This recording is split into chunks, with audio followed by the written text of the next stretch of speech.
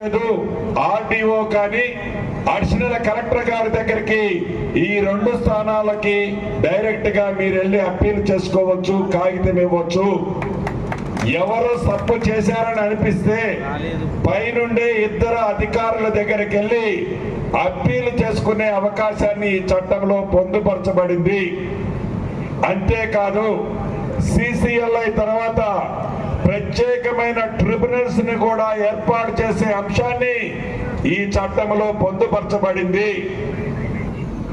అంతేకాదు భూమికి సరిహద్దులు ఉన్న కారణంగా, సరిహద్దులు తప్పులు తడకలు ఉన్న కారణంగా రైతన్నలకి గ్రామీణ ప్రాంతంలో భూములు పంచాయతీలు ఎక్కువ వస్తున్నాయని వివిధ రాష్ట్రాల ద్వారా మనం సేకరించిన ఆధారాలకు అనుగుణంగా సర్వే చేసి ఏదైతే రిజిస్ట్రేషన్ చేసేటప్పుడు ఆసాములు, ఆడబిడ్డలు, అన్నదమ్మలు, మీడియా మిత్రులు అందరికీ మనస్ఫూర్తిగా శిరస్సు వంచి పేరు పేరున హృదయపూర్వక నమస్కారాలు, వందనాలు.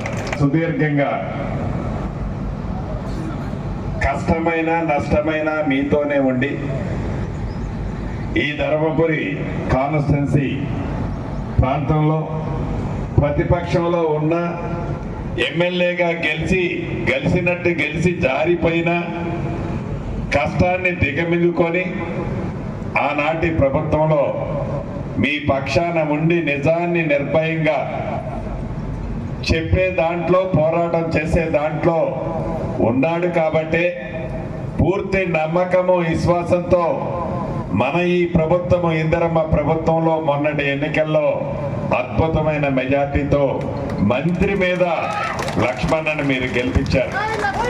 అంత విశ్వాసం పాత్రుడు, మీ అందరికీ అంత నమ్మకస్తుడు అని చెప్పడానికి అది ఉదాహరణ చెప్తున్నాను. ఇక మన భూభారతి ఆనాటి ధరణితో వచ్చిన కష్టాలు, తిప్పల్లో, ఇబ్బందులు,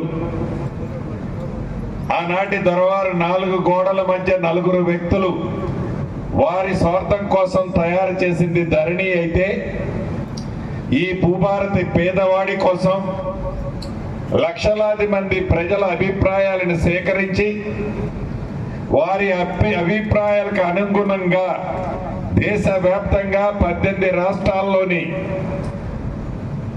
అనేక చట్టాలని క్షుణ్ణంగా పరిశీలించి వాటిలో ఉన్న మంచినంతా సేకరించి అసెంబ్లీలో ఒక చట్టం రూపంలో దాన్ని ప్రవేశపెట్టి తర్వాత మళ్ళీ ప్రజలతో చర్చించి మేధావుల అనుభవాన్ని రంగరించి అద్భుతంగా తీర్చిదిద్ది దేశంలోనే ఒక రోల్ మోడల్ రెవెన్యూ చట్టం అంటే అది తెలంగాణలోని భూభారతి 2025 చట్టాన్ని గౌరవ ముఖ్యమంత్రి రేవంత్ రెడ్డి గారి సూచనలతో అధికారులు, అనధికారులు, అనేక మంది మేధావులు తయారు చేసిన ప్రతి వ్యక్తికి ఒక చుట్టములా ఉండే మన ఈ భూభారతి చట్టం ఈనాడు తెలంగాణ ప్రజలకి గౌరవ ముఖ్యమంత్రి రేవంత్ రెడ్డి గారి చేతుల మీదుగా గత నెల 14వ తారీఖు నాడు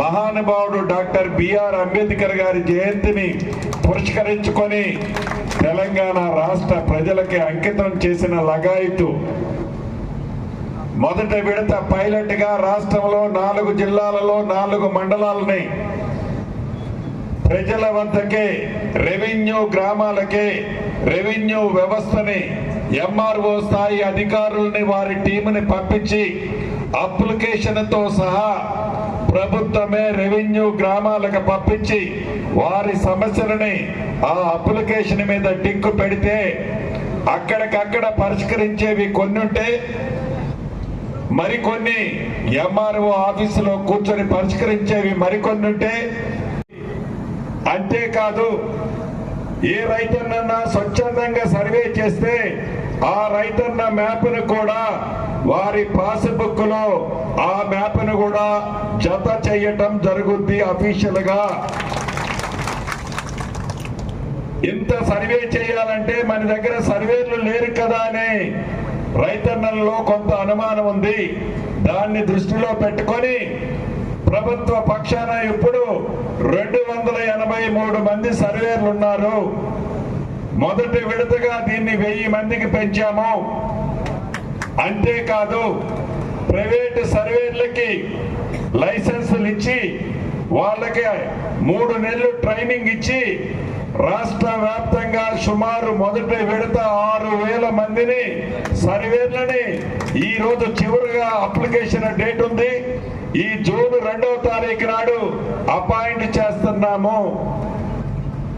ప్రతి మండలానికి మండల స్థాయిని బట్టి అంటే ఆ ఉన్న భూమిని బట్టి 8 మంది నుంచి 15 మంది సర్వేర్లు మీ నియోజక మండలాలలో ఉంటారు.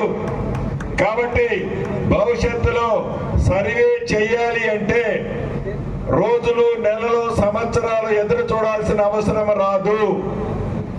అంతేకాదు ఆనాటి దొరవారి అర్ధరాత్రి నిర్ణయం వల్ల రాష్ట్రంలో ఉండే 10,956 రెవెన్యూ గ్రామాలలో ఉండే విఆర్ఏ, విఆర్ఓ వ్యవస్థలని అర్ధరాత్రి ఒక పెన్ను పోటుతో నడి రోడ్డున పడేసి ఈ రెవెన్యూ గ్రామాలకి రెవెన్యూ వ్యవస్థను లేకుండా చేశారు.